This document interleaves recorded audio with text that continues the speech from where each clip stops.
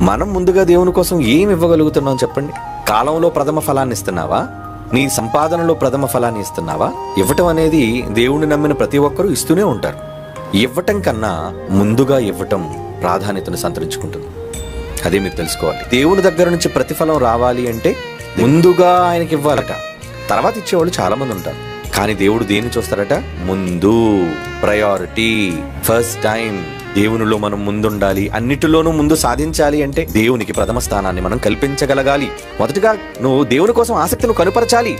అప్పుడే ఇటువంటి golden chance, గొప్ప గొప్ప అవకాశాలు మీకు లభ్యమవుతాయి. ఇప్పుడు ముందుగా చెయ్యాలి, ముందుగా ఇవ్వాలి, ముందుగా రావాలి. ఎవరికైతే ఇటువంటి ఆలోచనలు ఉంటాయో వాళ్ళు ఎప్పుడు లైఫ్లో సక్సెస్ అవుతారండి. ఇది సక్సెస్కి ఒక మంత్రం.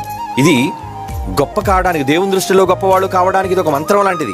నిజంగా ఎవరైతే దేవుని కోసం ముందుగా ఇస్తారో, వస్తారో, చేస్తారో, నిలబడతారో వాళ్ళందరికీ గొప్ప గొప్ప అద్భుతాలు వాళ్ళ జీవితాల్లో జరుగుతాయి.